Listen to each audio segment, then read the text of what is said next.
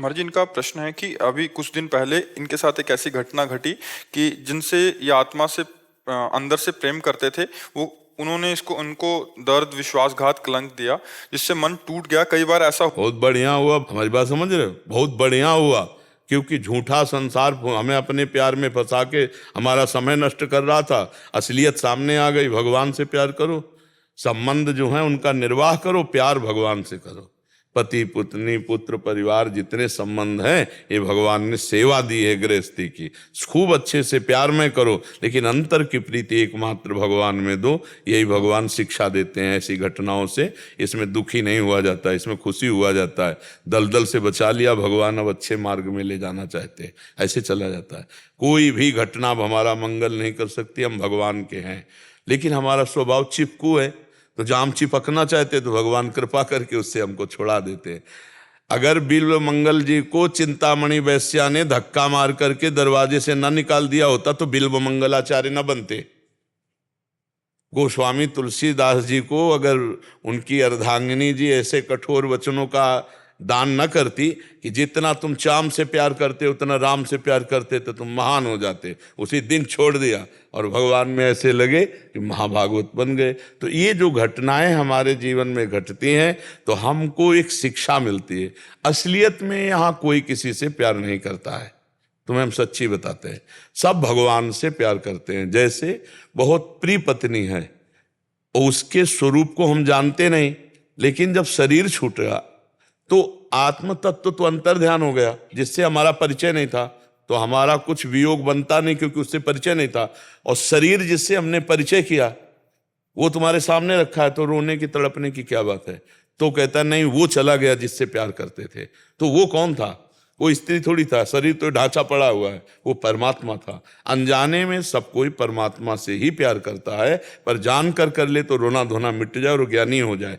तो भगवान अपने जनों पर जब कृपा करते हैं तो ये झटका देते हैं। संसार के जो हम मिठास बांधे हुए हैं ना संबंधों में, उसमें कटुता फेंक देते हैं। तो असलियत में समझ में आ जाता है, यहाँ कोई अपना नहीं, यहाँ कोई किसी का नहीं। आप खूब कमा रहे हो, खूब रुपया पैसा, तुम्हारे दोस्त होंगे, पत्नी प्यार करेगी, सब करेगी।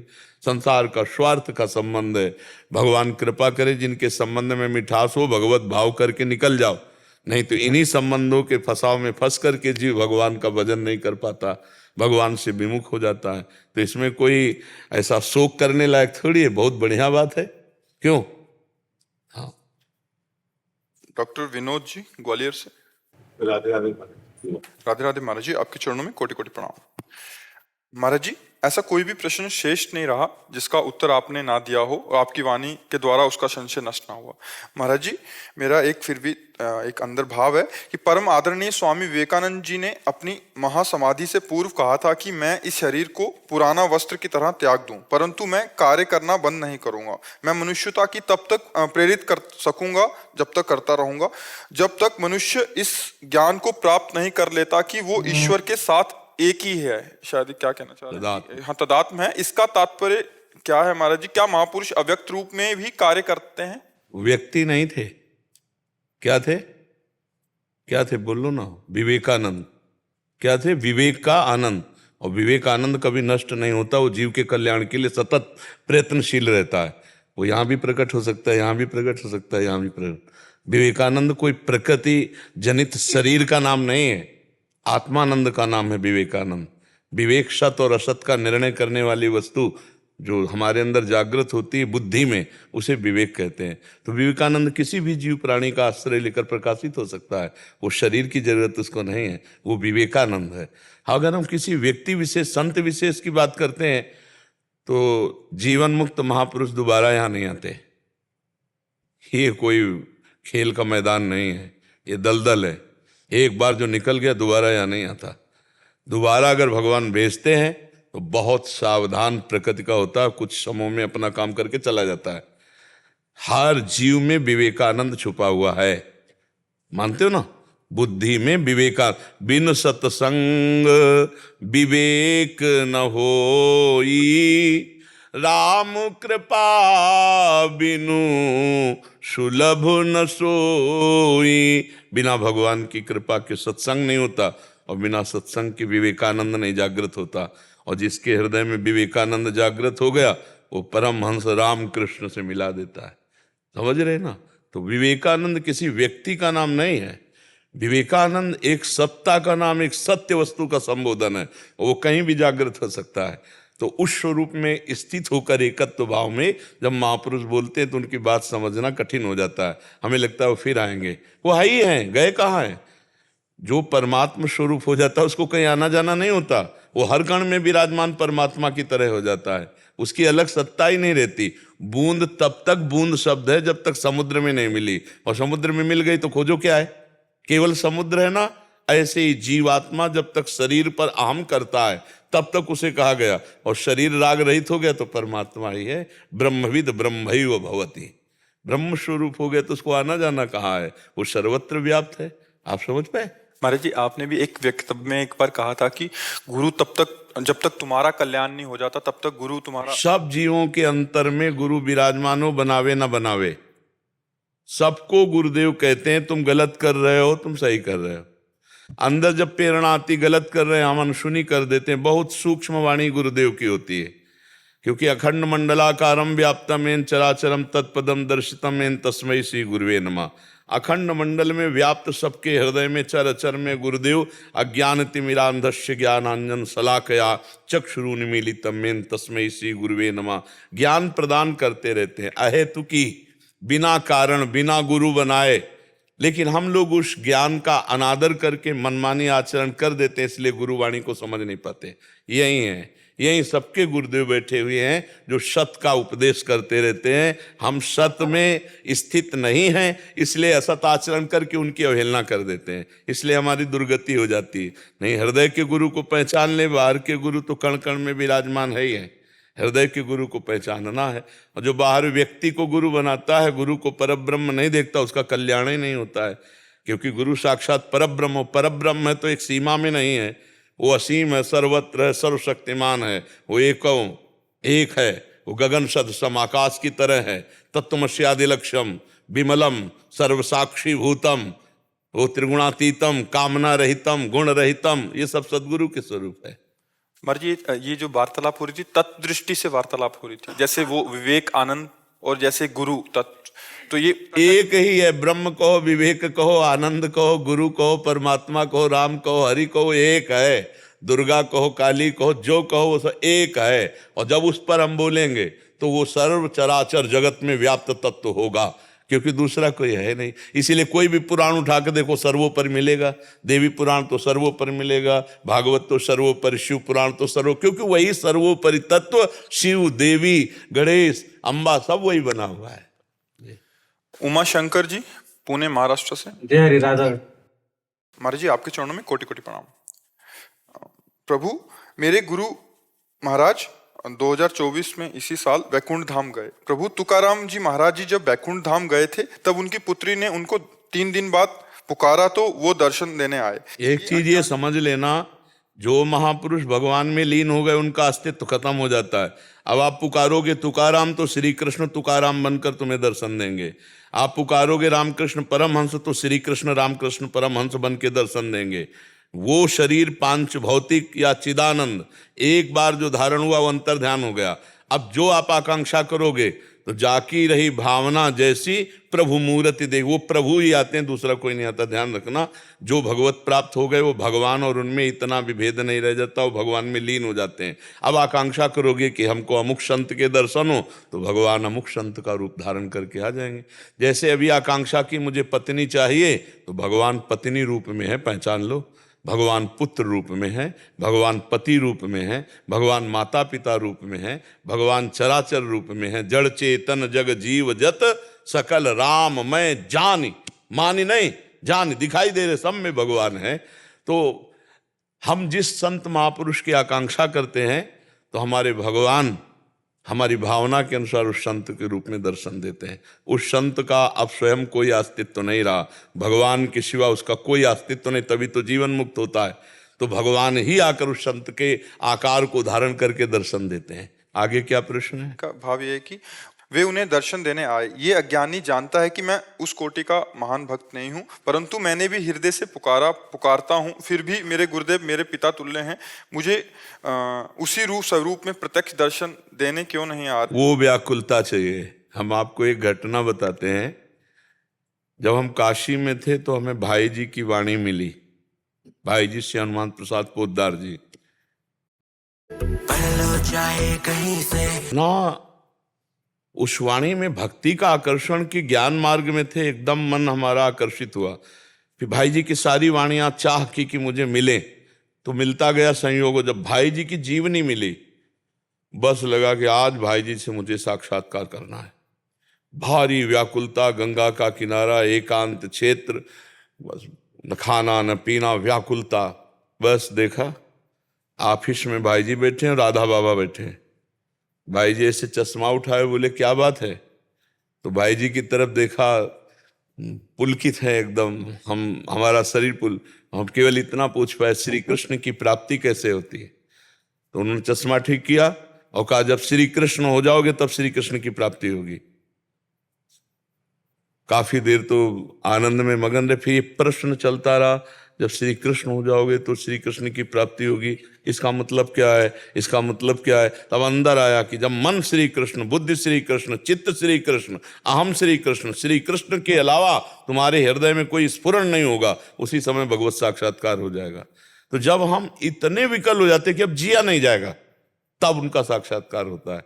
अभी हम जीने की दशा में हैं। जब खान पान नहीं भावे है, नहीं कोमल वसन सुहावे है, सब विषय लगे ते खारा है, रियासिक का मग न्यारा है। हमारी भक्ति कितना है? हलवा पूड़ी खा के रात दिन वैसे मगन कट रहा, ऐसी कोई भक्ति? जब भक्ति विराग्नि अंदर जा, रुदु सुस्वरम राजन कृष्ण दर्शन लालसा। गोपियों का पढ़ो आप भागवत में, प्राण निकल जाए ऐसा रुदन शुरू हुआ, हे कृष्ण।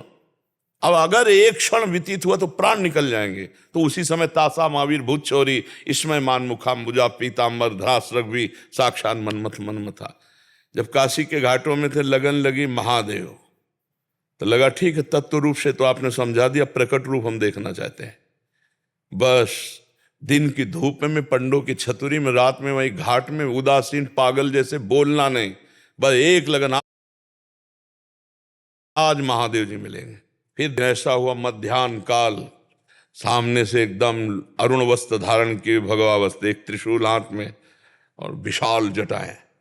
अंदर आया, यही महादेव हैं, साष्टांग चरणों में। बस काफी देर स्तब्ध, वो भी खड़े रहे, काफी बस एक अंगुली उठाई, बस अंतर ध्यान। देखते देखते, घाटों में कोई था ही नहीं, देखते देखते अंतर ध्यान। और उसे एक अंगुली का मतलब सोचते रहे बहुत समय। अरे हमको इसको सोचना क्या, वही कह रहे कि मैं ही मैं हूं, दूसरा कोई नहीं है, शिव ही शिव है, दूसरा कोई नहीं है, एकमात्र परमात्मा, दूसरा कोई नहीं। सब शास्त्र केवल रास्ता बताते हैं, प्राप्ति आपसे होगी, आपसे, आपकी विकलता से। जब जिया न जाए, रहा न जाए। पर यहां तो बहुत कुछ है ना, रिश्ते हैं, नाते हैं, अपना है, पराया है। ये जब कोई मेरे तो गिरधर गोपाल, दूसरों न कोई, जब ये बात आ जाती, तब जो आग भड़कती अंदर, उसी को विराग्नि कहते हैं, उसी में भगवत साक्षात्कार होता है। अभी तो चैन से हम सो रहे हैं, हमारा दिन कट रहा है, खा पी रहे हैं, कुछ अच्छा नहीं लगता।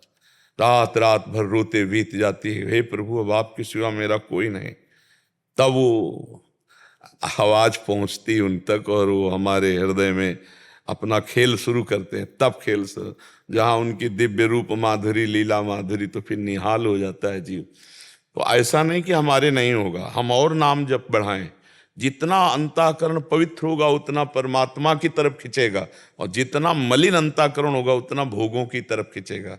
तो हम पवित्र करने वाले आज साबुन पा चुके हैं नाम, ये अंतःकरण को बहुत जल्दी निर्मल करता है। बस पापाचरण ना होने पावे, प्रगट में वर्तमान में पापाचरण ना होने पावे, नाम जप हो। आप खुद देख लीजिएगा, नाम से ही तो तुकाराम जी परम धाम गए, स्पष्ट उन्होंने वर्णन किया है, नाम ही मेरा सब कुछ है, नाम से ही मेरा सब कुछ प्राप्त हुआ है। और बड़े बड़े सिद्ध महापुरुषों का गढ़ है महाराष्ट्र, जहाँ नाम ले रहे हैं, सब नाम जापक महात्मा। देखो ना, नामदेव जी की सेवा में वो रहती थी जनाबाई, कंडे से निकलता था विट्ठल विट्ठल, तुकाराम जी की पत्नी ने कहा कि आप पता नहीं कहाँ कहाँ कीर्तन करते हो, मैं भोजन लेके जब पहुंचना चाहती हूँ तो कहाँ जाऊं? तो उन्होंने कहा चौराहे पे खड़े होके कान लगा देना, तो उस दिशा से निकलेगा विट्ठल विट्ठल, जिस दिशा में हम कीर्तन कर रहे होंगे। चरण रख दे तो भूमि बोलती थी विट्ठल विट्ठल। जनाबाई का कंडा बोलता था, कान में लगा के देखे विट्ठल विट्ठल। भगवान नाम जब श्वास श्वास चलता, 4 वाणी है, एक है वैखरी जिससे बोल रहे हैं, मध्यमा चल रही, पश्यंती नेत्र खुले हो या बंद हो मंत्राकार वृत्ति, और फिर परा मूलाधार केंद्र से नस नस नाड़ी नाड़ी बोलती राधा राधा राधा। अपार आनंद। उस समय भजन करना थोड़ी होता है, चलता है, केवल स्वाद लेते रहो, केवल रूप माधुरी लीला माधुरी का पान करते रहो। तो आगे बढ़ो, हमें निराश थोड़ी होना है कि तुकाराम जी जो प्राप्त किए वो हम प्राप्त नहीं कर सकते। जो अंश तुकाराम जी में है वही अंश हमारे में है। जो तुकाराम जी नाम जप करे वही नाम जप करो, जैसे वो नाम जप करे वैसे नाम जप करो, वहीं पहुंच जाओगे। ऐसा नहीं, हम भगवान के अंश हैं, हम कोई भी कमी नहीं हम में। कमी बस यही कि हम भूल कर भोगों में लग गए और वो भोगों को त्याग कर भगवान में लग गए। अंतर है, हम उन्हें महान मानते हैं तो उन्हीं के रास्ते पे चलें। महाजनों गतेन सपंथा, महापुरुष जिस मार्ग में गए उसी मार्ग में हम चले। निराश तो होने की जरूरत नहीं, पर ऐसे नहीं होगा। जरा अपनी हस्ती मिटा करके तो देख, अगर मुर्तबा बुलंद चाहे तो दाना खाक में मिलकर गुले गुलजार होता है। मिटा दे अपनी हस्ती को, मुर्तबा चाहे। अगर बुलंद मुर्तबा चाहिए तो मिटा दे अपनी हस्ती को। जीवित मर जाए उलट आप में समा यह है दिलगिरी। सीधी भाषा में, मन मार्या तन बस में कीना, हुआ भरम सब दूर, बाहर से कछु दिखत नाही, अंदर चमके नूर, आपो त्याग जगत में बैठे, नहीं किसी से काम उनमें तो कछु अंतर नाही, संत का चाहे राम। जैसे मुर्दे में कोई कामना नहीं होती, ऐसे संत में कोई कामना नहीं होती। जैसे मुर्दे का कोई मान अपमान नहीं होता, ऐसे संत का कोई मान अपमान नहीं होता। वो सीधा भगवान का स्वरूप होता है। इसलिए हमको उदास नहीं होना, हताश नहीं होना, निराश नहीं होना, पर इतने में नहीं टिक जाना। हमें और बढ़ना है, हमें और भजन बढ़ाना है, हमें और व्याकुलता बढ़ानी, रो रो के प्रभु से प्रार्थना करनी, आओ नाथ, हमारे में तो सामर्थ्य नहीं, पर आओ। तो आएंगे, जब हमारा रुदन असली देखेंगे तो आ जाएंगे। वो अंतर्यामी हृदय की बात जानते हैं। राकेश कुमार जी, प्रयागराज। राधा राधा वल्लभ श्री हरिवंश महाराज जी, आपके चरणों में कोटि कोटि प्रणाम। महाराज जी, मैं एक शिक्षक हूँ। गुरु जी, मैं पिछले 6 महीने से यूट्यूब के माध्यम से आपसे जुड़ा हूँ और आपको गुरु मानकर राधा राधा नाम जप करता हूँ। गुरु माना जाता है उनकी बात को, शरीरों को न मानो। गुरु की बात माने, चल दिया, परमार्थ पुष्ट हो जाएगा। आपका भाव है आप गुरु मानो, आपका भाव है आप चेला मानो, आपका मन है संत मानो, आपको मानो असंत मानो, आपकी भावना है। आप जो बात सुने उसको स्वीकार करो, बस उसी से कल्याण होगा, और कुछ कल्याण नहीं हो। गुरु चेला मानने से कल्याण नहीं होता। हमारी बात है कि बात मानो और भगवान के मार्ग में चल दो। हाँ, एक आचार्य परंपरा जो हमें गुरु मंत्र मिला, जो उपासना मिली, अगर आप उस मार्ग पे चलना चाहते हो वो ले लो और चलो, लेकिन उस पे लगो जो हम तुम्हें दे रहे हैं, हम पे नहीं ले। हम पे लगने से बात नहीं, हमारा शरीर है कल छूट जाएगा, आप फिर कहोगे गुरु मर गए। गुरु मरने वाली चीज नहीं होती, गुरु अमरत्व होती है। वो उनके जो वचन निकले, जो शास्त्र सम्मत बात निकली, हम वो मानते हैं और चल देते हैं। हमें उनको बताना भी नहीं कि आपको हम गुरु मानते हैं, ये ऐसा मार्ग है। हमें बताना भी नहीं कि आपको गुरु मानते हैं। एक शब्द निकला राधा, पकड़ लिया, खत्म खेल। सत्संग सुन रहे, चुप, उठे, चले गए, अपने मार्ग में चल रहे हैं। तो देख लो, हमसे कहो या ना कहो, तुम्हारे दिमाग में हम छा जाएंगे, तुम्हारे दिमाग में गुरु छा जाएगा और आपको लगेगा हर समय मुझे गुरु सानिध्य। और बाहरी बातें कह देने से उसका महत्व खत्म हो जाता है। आप हमारे गुरु हैं, हम आपको गुरु मानते हैं, आपको भगवान मानते हैं, आपको प्राण मानते, कहते क्यों हो? अंदर उसको चुपचाप रखो और अपने मार्ग में चलते रहो। बताने की अगर गुरु सर्वज्ञ है तो बताने की जरूरत नहीं, और सर्वज्ञ नहीं तो मनुष्य से क्या संबंध करना। वैसे ही हजारों संबंध मनुष्यों से हैं, तो मनुष्य से संबंध क्या करना। और अगर गुरु भगवान है तो सर्वज्ञ, वो जानता है कि हम उसको कितना प्यार करते हैं, कितना भजन करते हैं। स्वामी गगन गिरी जी महाराज। जी जी जी महाराज जी, आपके चरणों में कोटि कोटि प्रणाम। महाराज जी, मैं शिव उपासक हूँ। नाम जपते जपते राधा नाम से ऐसी प्रीति हो गई कि अब यही जपने का मन होता है। महाराज जी, हम मेरा आगे का मार्ग प्रशस्त करें कि जा पर कृपा न करें पुरारी, शो न पाओ मुनि भगति हमारी। रामचंद्र जी भगवान कह रहे, श्री हरि जी। तो भगवान शंकर वैष्णवाचार्य हैं। जब हम भगवान शंकर की आराधना की तो वो जब प्रसन्न होते हैं, जैसे आप मांग करो तो वही देंगे, लेकिन जब आप उनके ऊपर छोड़ दिए तो फिर वो प्रेम देंगे। और उनका प्रेम स्वरूप है प्रिया प्रीतम, वही है, तत्व तो एक ही है। उनका अपना प्रेम स्वरूप है श्यामा श्याम। तो भेज दिया, जैसे हम काशी के ही अनन्य थे विश्वनाथ जी के, और भेज दिया, पूरी उपासना दे दी। तो जब हमारे अंदर राधा नाम चल रहा है तो हमें मानना चाहिए शिव भगवान की विशेष कृपा है। आगे का मार्ग वो खुद खोल देंगे। अगर आप प्रयास करेंगे तो आपको रहेगा मैंने छोड़ा और पकड़ा, आप ऐसे रहेंगे, आप ऐसे रहेंगे, तो पूरा मार्ग दे देंगे, पूरा मार्ग। भगवा वस्त्र पहनते थे, सन्यासी थे, त्रिपुंड लगाकर काशी में, पूरा सब बदल दिया। हम कहीं नहीं है, भगवान का खेल है, वो ऐसे करते चले आ रहे। तो हम ऐसे जब रहेंगे ना तो हमको चला देंगे। नरसिंह मेहता जी पर भगवान शिव प्रसन्न हुए, सीधे रास में ले गए। तो शिव की कृपा से ही हरि भक्ति होती है। हरि शिव दो नहीं है, तो केवल खेल के लिए दो हैं, बकाया वो एक ही है। तो हम शिव आराधना कर रहे हैं, हमारा हरि प्रेम बढ़े, राधा प्रेम बढ़े, तो ये भगवान शंकर की कृपा माननी चाहिए। आगे क्या करना है उन्हीं के इशारे के लिए रुक रहे हैं। जब अंदर व्याकुलता पैदा होगी तो समझ लेना इशारा दे रहे हैं हमको अपने मार्ग में लेने का। तो बस जिस मार्ग में जहाँ इशारा दे दे वहीं टूट पड़ना चाहिए। हमने इस मार्ग में अपनी तरफ से कदम नहीं रखा, बहुत कट्टर स्वभाव के थे। भगवान शिव का स्पष्ट आदेश और ऐसा चमत्कार पूर्ण परिवर्तन कि अंतर का विषय होता है, तभी उनका सारा खेल। हम अपनी तरफ से कभी किसी को कि इस मार्ग में जाना है, मुझे ग्रंथ पढ़ें या संतों से मिलें, सत्संग करें फिर चलें, मतलब यहाँ वृंदावन के नहीं, वो सत्संग काशी वाला वेदांत का था। अपनी ध्वनि में अचानक भागवतिक मोड़ होता है, और मोड़ होकर के ऐसा परिवर्तन होता है कि भगवान शंकर की कृपा से प्रिया प्रीतम के चरणों की दास्ता और उपासना मिल जाती है। तो ऐसे रहने में बड़ा सुख है। अपनी तरफ से सोच विचार करेंगे तो कहीं अहम से त्रुटि न हो जाए, भगवद आश्रित रहे, वही मार्ग प्रशस्त कर देंगे। और आप जी सपने में आए थे और बोले कि वृंदावन आइए आप जी। हाँ, तो भगवान ही प्रेरणा करते हैं। आपको जब ऐसा लगे कि मेरे जीवन का निश्चय प्रिया प्रीतम के चरणों की तरफ जाना है, तो फिर आप हमसे बात कीजिएगा। पहले आप देखें अंदर निश्चय। देखो ये खिलवाड़ नहीं है कि 4 दिन इधर 4 दिन उधर, 4 दिन श्रद्धा 4 दिन अश्रद्धा। जैसे चल रहे हो वैसे चलो। जब ये निश्चय हो जाए कि अब हमारे प्राण प्रिया प्रीतम को समर्पित है, मैं एक नीच दास जैसा जीवन व्यतीत करना चाहता हूं। तृणादपि सुनीचेन तरोरु सहिष्णुना अमानिना मान देन कीर्तनीया सदाहरि।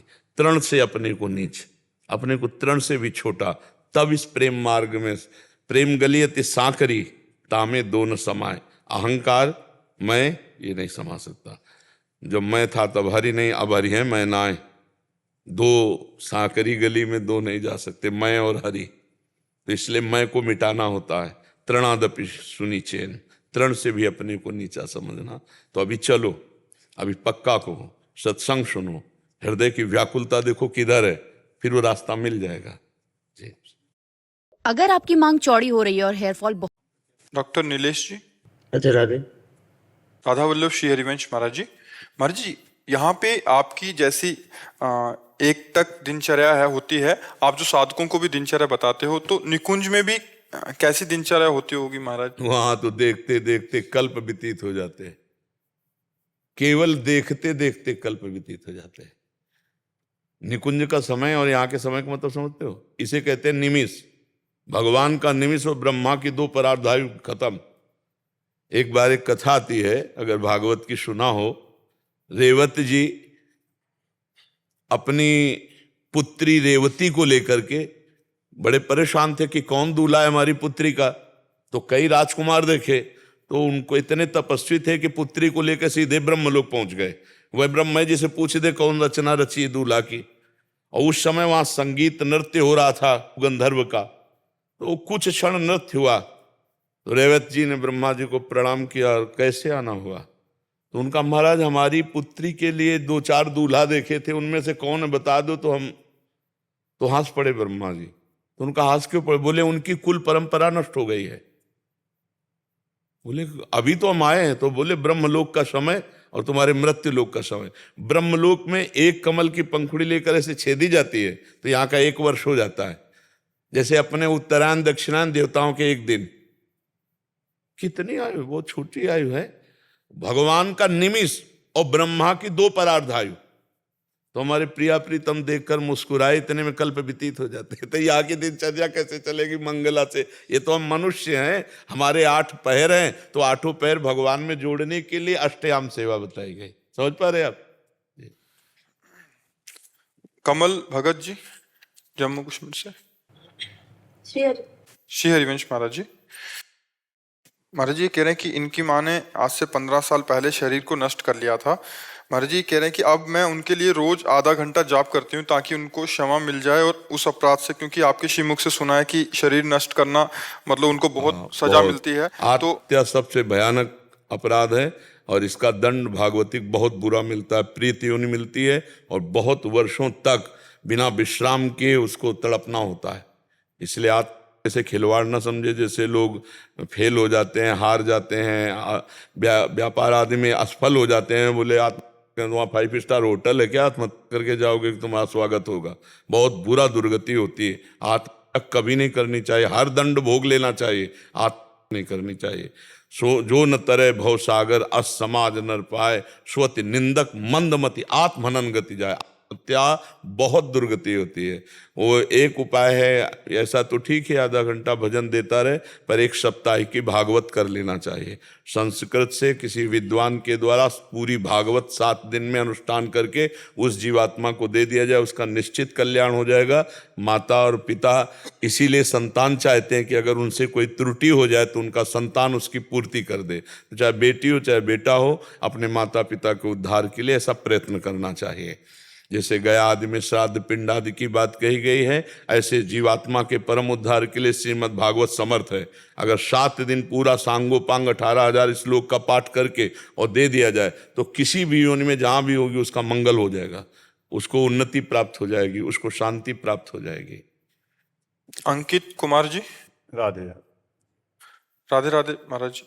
महाराज जी ये कह रहे हैं कि ये मतलब चाह के दूसरों के साथ अच्छा करते हैं, भला करते हैं, लेकिन आगे से हमेशा इनको दुख ही प्राप्त होता है। तो महाराज जी ये समझना चाह रहे हैं कि अर्थ में अहंकार है कि आप भला करते हो।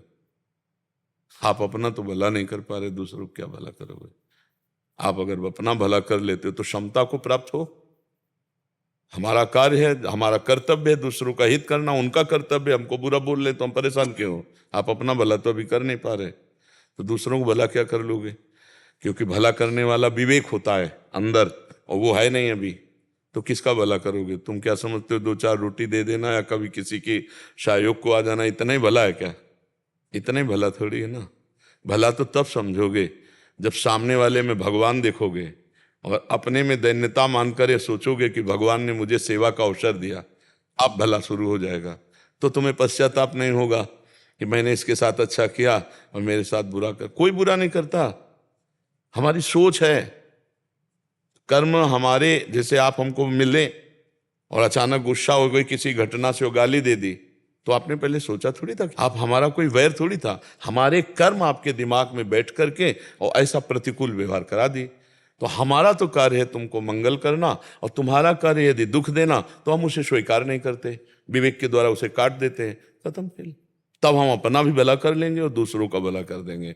अगर ऐसे सोचते रहेंगे, देखो यहां संसार में स्वार्थ का खेल हो रहा है। आप अगर स्वार्थ की उसकी पूर्ति कर रहे हैं, थोड़ी देर के लिए मिठास बोलेगा, फिर आपको बेवकूफ बोलेगा, तो देखा ना बेवकूफ। वो आपको ये नहीं मानेगा कि धर्मात्मा आदमी है, परहित करने वाला है, दूसरों का सहयोग करने वाला है। तो नेकी कर दरिया में डाल, ये सूत्र क्यों नहीं अपना लेते? हमको आपके व्यवहार से मतलब नहीं, हमारा जो कर्तव्य हमने कर दिया। आपके साथ जो व्यवहार हो रहा है हमारे कर्म का फल है, उसे भोग लेते हैं। परमार्थ बड़ा सूक्ष्म विषय है और बड़ा आनंद का विषय, हर समय आनंद बना रहेगा। अपने कर्तव्य का आप पालन करने में दृढ़ रहिए। आपके साथ दूसरा क्या व्यवहार कर रहा है उस बचाव पक्ष में रहिए, तो निकल जाओगे संसार से। और अगर वो क्या कर, हमने इसको इतना प्यार किया, हमने इसको इतना किया, वो हमारे साथ ऐसा किया, यही तो प्रपंच है, यही संसार है, यही तो प्रपंच, यही तो पूरा प्रपंच रो रहा है। किसी से पूछ लो जाके, यही बोलेगा जो आप बोल रहे हैं। वो अहंकार पुष्टता के कारण ऐसा। जो सच्चा परमार्थी है ना, नेकी कर दरिया में डाल, दोबारा अगर वो धन्यवाद भी बोलता है तो देखता नहीं, ऐसे चल देता है। नहीं, हमें करें करावें आप सब जने बढ़ाई दे। एक बार रहीमदास जी धन बांट रहे थे, तो ऐसे बांट रहे थे, तो लोगों ने कहा आंख नीची करके क्यों बांट रहे हो? तो उनका देनहार कोई और है, देत रहत दिन रैन, लोग भरम मुंह पे करें, तासो नीचे नैन। देनहार तो कोई और जो सबको देता रहता है, वही ऐसे दिलवा रहा है। लोग कह रहे रहीम बांट रहे हैं इसलिए मेरे नेत्र नीचे हैं। परमार्थ में सामने वाले से हम अपने अनुकूल व्यवहार चाहें और फिर सोचे कि हम दूसरे का हित करते हैं, नौटंकी है, नाटक है। आप गाली दोगे और हम आपका हित करेंगे, क्योंकि आप में हम भगवान का दर्शन करते हैं। आपकी गालियां हमारे प्रारब्ध का नाश करेंगी और हम सेवा करेंगे आपके। ऐसा कर सकते हो? और ऐसा जो कर सकता है वही परोपकारी माना जाता है, अन्यथा वो स्वार्थ का खेल हो रहा है। एक बार धन्यवाद सुनने के लिए भी कान अगर लालाई थे ना, तो वो परमार्थी नहीं है, वो परहित नहीं है। थोड़ा कड़ुआ है अध्यात्म, लेकिन आनंद प्रदान करने वाला है। समझ पा रहे हैं आप? इस पे कोई संशय? प्रीति जी। श्री हरिवंश महाराज जी। महाराज जी, सर्वत्र भगवत भाव और अंतर्मुख स्थिति गुरु कृपा से होती है या अभ्यास की स्थिति या भजन में? कृपा और अभ्यास दोनों। कृपा और अभ्यास। भगवान की कृपा हम कायर बने बैठे रहे तो क्या होगा? हमको जब बोलने की सामर्थ्य दी तो खूब नाम कीर्तन, भगवत चर्चा, परम पवित्र वाणी, हाथ में सामर्थ्य दी, सेवा करेंगे, माता पिता परिवार समाज भगवान की नेत्र हमें दिए हैं, हम अच्छा देखेंगे, अच्छा सुनेंगे, अच्छा करेंगे और इस पर अहंकार नहीं करेंगे, याचना कृपा की करेंगे। ये भगवान की कृपा से सब साधन चल रहा है, वही कृपा से मिलेंगे। अहंकार कर ले तो सब दूषित हो जाता है। तो भगवान की कृपा और अपना प्रयास दोनों से सफलता प्राप्त होती है। न केवल अपने प्रयास से और न केवल भगवान की कृपा की बात कहकर प्रमादी बना बैठा रहे। भगवान की कृपा से हम एक एक कदम बहुत समझ बूझ कर चलेंगे, हर प्रयास करेंगे भजन करने का, लेकिन हम चाहेंगे, यही मानेंगे यही कि भगवान की कृपा से ये भजन भी हो रहा है और भगवान अपनी कृपा से ही मिलेंगे। इसलिए उसको अहंकार नहीं होता भक्त में। नहीं तो अहंकार हो जाए तो फिर भक्ति बाधित हो जाती थी, फिर भक्ति में विघ्न पैदा हो जाते हैं। जी। अपूर्व गर्ग जी सोनीपत से। राधा वल्लभ श्री हरिवंश महाराज जी। महाराज जी, मेरा प्रश्न है कि संतों से मिलना और उनसे प्रश्न करने की बहुत रुचि होती है, पर उन बातों को जीवन में उतारने की उतनी रुचि नहीं। तो फायदा क्या होगा? ये तो बकवास ही हुआ ना। नायमात्मा प्रवचने न लभ्या न मेधया न बहुना सुरते न। बहुत सुनने वाले को भगवत प्राप्ति नहीं होती, बहुत बोलने वाले को भगवत प्राप्ति नहीं होती, बहुत बुद्धिमान को भगवत प्राप्ति नहीं होती। जो चलता है उसे भगवत प्राप्ति होती है, जो मानता है उसे भगवत प्राप्ति होती है। एक बात सुने और मान लिए तो बात बन गई। 1000 बात सुने, सब वो दिमाग में दूसरे को सुना के आप अपने को विद्वान साबित कर सकते हैं, लेकिन परमार्थ थोड़ी प्राप्त कर सकते हैं। तो ये मार्ग सुनने वाला, समझने वाला और चलने वाला तब पूर्ण होता है। वही गुणाक्षर न्याय, जो बात को सुना, उसी का मनन किया, उसी पे चल दिया, तो उस दिव्य परमात्मा प्राप्ति की जो सद्गुण है, जो महिमा है, उसको प्राप्त कर लिया। सुन के चलने वाला भगवत प्राप्ति करता है। सुनने वाले तो बहुत हजारों हैं। सुन के चल दे भगवान के मार्ग में तो भगवान रास्ता आगे आगे खुद गुरु रूप में दिखाते जाते हैं। सबके गुरु भगवान है। एक चोर था गोवर्धन डाकू, बहुत नामी डाकू था। बिल्कुल सरल उदाहरण में तुम्हें बता रहे हैं। तो एक दिन राज कर्मचारियों ने उसका पीछा किया और वो भागा, घोड़ा भी छोड़ दिया, पैदल भागा। तो एक जगह देखा बहुत सत्संग हो रहा था, कथा हो रही थी। पंडित परशुराम जी महाराज कथा कर रहे थे, करमैती बाई के पिता। ये प्रमाणित कथा हम आपको बता रहे। तो उस सभा में घुस गया तो राज कर्मचारी आए, सोचा सभा में चोर कैसे हो सकता है, यहां तो चोर घुसने का अब उसको पाया ही नहीं। जब कथा 2-3 घंटे बाद समाप्त हुई तो कथा का प्रसंग चल रहा था। वृंदावन में श्री बांके बिहारी लाल को आज यशोदा मैया ने सोने की करधनी, सोना, वो तो चोर आदमी, करधनी सोने की, भगवान श्री कृष्ण चंद्र जी को बाके बिहारी हो कह के पुकार। 8 वर्ष की अवस्था है, मैया ने सोने की लकुट दी, सोने का, अरे इतना माल एक ना साधारण, और गाय चराने अपने सखाओं के साथ जा रहे हैं। कथा समाप्त हुई, नजदीक पहुंचा, चाकू निकाली, पंडित परशुराम जी के गले में लगाई, पता लिखो। ये जो इतना धनी बालक का आप वर्णन कर रहे थे, पता लिखो। उन्होंने देखा तो उनका डाकू है जो मेरा नाम सुन करके भयभीत हो जाते हैं, हमारा नाम गोवर्धन डाकू है। कहा भैया इतनी तुम्हें जल्दीबाजी क्या है? बोले पता लिखो। केवल कहा? बोले मथुरा क्षेत्र वृंदावन, बाप का नाम नंद बाबा, कन्हैया, गाय चराना। पर सुनो, ये तुम्हारे जैसे डाकू उसको चोरी नहीं कर सकते, बहुत नटनागर, बहुत प्रवीण बालक है वो। तो उन्होंने कहा तुम हमको ऐसा समझते हो, अकेले अकेले राजाओं के महलों को लूट लिया है। बोले फिर भी नहीं लूट सकते, बहुत प्रवीण है।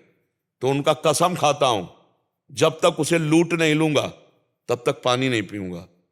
परशुराम जी ने सोचा भगवान की अपार कृपा इसके ऊपर, पता नहीं क्या लीला होने वाली इसके ऊपर। उन्होंने कहा सुनो, हमारी तरफ से माखन मिश्री ले लो, जब तुम्हारा बस ना चले तब माखन मिश्री उसे खवा देना। हाँ ये बात भी ठीक है, बच्चा है, फुसला के काम चल जाए तो मारना काहे को पड़ेगा। माखन मिश्री फेंट में बांधी और कहा कसम खाता हूं जब तक उसे लूट नहीं लूंगा तब तक मैं पानी नहीं पीऊंगा। पर नाम क्या बताया तुमने? इतना बड़ा नाम तो? बोले श्याम सुंदर। श्याम सुंदर, श्याम सुंदर, वृंदावन, गाय चराना, श्याम सुंदर। अब भगवान का चिंतन बनने लगा। देखो चिंतन बनने लगा। अब वो पैदल चल करके आया। अब एकांत में जहां गाय चरते तो पूछते श्याम सुंदर की गौएं कौन है? बोले सबे हैं, ये ब्रजमंडल है, हर गौशाला भगवान के नाम की है। नहीं, बोले वो जो यशोदा मैया ने श्रृंगार करके चराने में, बोले वो तो कथा में लिखा है, प्रगट में थोड़ी अब रह गया। अरे बोले नहीं, पंडित जी झूठ नहीं बोल सकते। हम लोग चोर डाकू झूठ बोल सकते हैं, पंडित थोड़ी झूठ बोल सकते हैं। भगवान तो है ना, वो अपने भगवान को तो श्याम सुंदर है ना। अब एकांत में विकल हो गया और कहा अगर कोई ईश्वर है तो मुझे श्याम सुंदर से मिला दे, क्योंकि मैंने कसम खाया है बिना लूटे पानी नहीं पिएंगे। इतने में आवाज आई एक ग्वारिया पर, ए श्याम सुंदर तुम्हारी गाय इधर जा रही। अरे दौड़ा उधर, देखा कमर में हाथ रखे, न जाने कौन से गुण पर दयाली दिली जाते हैं, पीतांबर की फेट, वैसे ही श्रृंगार जैसा पंडित जी ने वर्णन किया था। श्याम सुंदर, कमल नयन, मोर मुकुट और करधनी और लकुट।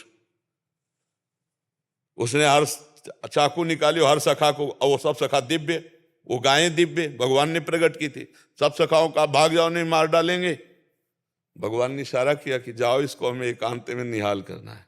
बोले हाँ बोल रहे। बोले तू डरता ले क्या? बोले अब काल से भी नहीं डरते, तेरे से क्या डरना है। बोले मेरा नाम नहीं सुना होगा इसलिए तू डरेगा। अब ये मेरा नाम गोवर्धन डाकू, तो गोवर्धन ही तो नाम है ना, मेरा नाम गोवर्धन धारी है। भगवान उससे जब वार्ता कर रहे हैं तो उसका जीवत्व तो नष्ट हो रहा है, अज्ञान नष्ट हो रहा है। उन्होंने देखा बड़ा प्रवीण पंडित जी कह रहे थे माखन मिश्री खवा के काम कर ले। बोले सुनो, भगवान ने कहा अच्छा ऐसा प्यार करते हो? बोले प्यार के लिए नहीं, ये सोना चांदी जो पहले ये उतराले के लिए। भगवान ने कहा ये तो वैसे ही उतार देंगे, लाओ तुम्हारा। माखन मिश्री खाई और कहा थोड़ा तुम खाओ। और जे भी भगवान ने चखाया उससे भगवत अज्ञान हो गया। अब भगवान को साष्टांग दंड, प्रभु प्रभु। एक बात सुनी कि कन्हैया गौएं चरा रहा है, चल पड़ा, कसम खा ली तो भगवान मिल गए। यहाँ जीवन व्यतीत हुआ जाता है, हलवा पूड़ी खा करके दिनचर्या का बैलेंस बनाते रहते हैं तो भगवान कहाँ मिले। जब भूख प्यास सहकर केवल भगवान के दर्शन के लिए, तो भगवान उसी समय प्राप्त हो जाते हैं। हम लोग सुनते बहुत हैं, समझदार बहुत हैं, नहीं करना चाहिए ये भी जानते हैं, लेकिन भजन ना होने के कारण हम उसको उतार नहीं पाते हैं।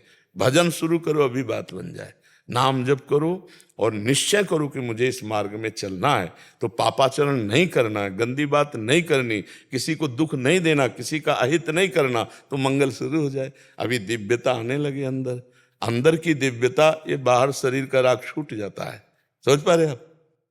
और सबकी दीपावली मंगलमय हो, खूब नाम जप करो, कोई नशा मत करो, पराई माता बहनों की तरफ गंदी दृष्टि मत देखो, समाज एकदम प्रिय आनंदमय जीवन व्यतीत हो। बढ़िया भोग लगाओ, ठाकुर जी का कीर्तन करो, खाओ पियो, सुखमय जीवन व्यतीत करो, दीपक जलाओ, भगवान की आराधना करो, अंदर ज्ञान का दीपक, बाहर जो है घी आदि का दीपक जला के भगवान की आराधना। कोई नशा न करे, लड़ाई झगड़ा नहीं, और जुआ न खेले। ये नहीं होता दीपावली में खेलेंगे। हाँ, एक ही बार खेलने में द्रौपदी तक को हार करके 12 वर्ष वनवास, 1 वर्ष का अज्ञातवास, महाराज नल दमयंती, बिल्कुल नहीं। ये द्यूत कीड़ा कलयुग का पूरा घर है। कभी मत खेलना, 1 भी रुपया मत लगाना।